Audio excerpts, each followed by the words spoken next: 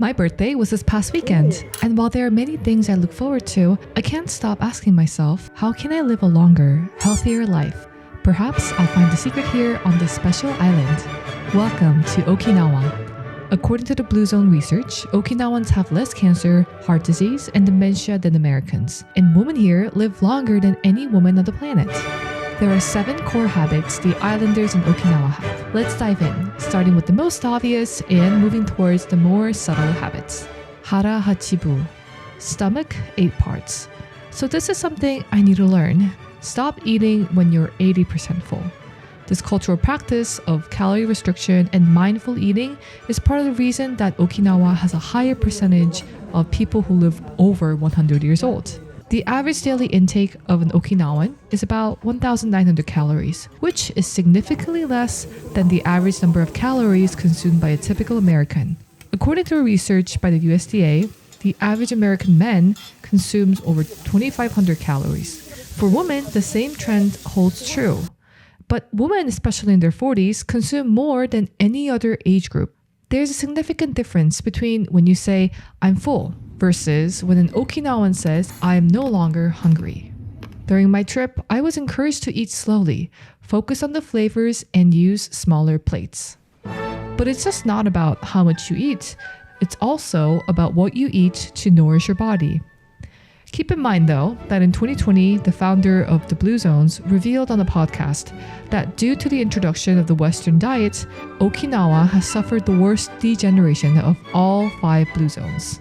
I don't blame them, because every time I go to the States, I feel like I continue to gain weight. And part of me delaying uploading another video this past month was because I did gain weight from eating a lot of highly processed foods. Moving forward, I hope to introduce more plant-based diets, cook more at home, or at least have a healthy snack in my bag so that I can grab onto something instead of a bag of chips in the office. I know that diet alone isn't enough. Staying active is also a crucial part of the Okinawan lifestyle. Movement helps you maintain a healthy body weight, reduces the risk of chronic disease, and makes you feel better. While living in Boston, I remember sitting down in my room and just munching away a bag of chips, or just overeating because I'm bored, I'm stressed, or I just want to escape. What helped me feel better was engaging in consistent movement, such as walking, gardening, or running errands. Exercise also stimulates the release of endorphins, which alleviates stress and elevates your mood. This holistic approach to physical well-being ensures that you remain active, independent, and youthful well into your later years. I know I've been doing a lot of high-intensity workouts through berries, but I also appreciate low-intensity workouts. I don't like the sun very much, so walking inside the shade or in this cave is just my cup of tea. This habit of moving would be great if you can combine it with the next one of being around nature. When I'm in Boston, I try not to be at home as much as possible because I don't get much sunlight in my room. And being immersed in nature has profound benefits for longevity, providing both physical and mental health advantage. So if there's a park, a forest, or even better, a beach near you, I encourage you to step outside, soak in the sun, reduce the stress levels, and lower the cortisol production. The combination of physical exercise and calming effects of nature fosters a balanced lifestyle, which I believe is so crucial in extending your life. Now to something that I've been definitely wanting to work on. Moai translates to a group of lifelong friends. In Okinawa, in small neighborhoods, friends meet for a common purpose. They would come together to experience life, to gossip, catch up on things, or share advice, and even help each other financially when you need it. They call these groups their moai. Professor Lisa Berkman from Harvard University studies how social connectedness impacts longevity. The study found that the type of connection was actually irrelevant. What was more important was how strong these bonds are. I'm sure you've heard of this phrase that you are the average of your 5 closest connection, and you mimic the habits of your 3 closest friends.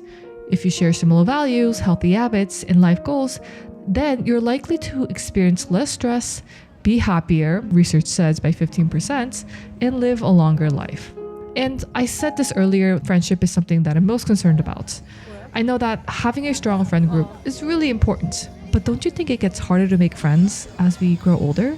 This past few weekends, when I was calling 3 friends, they were all busy with their significant other.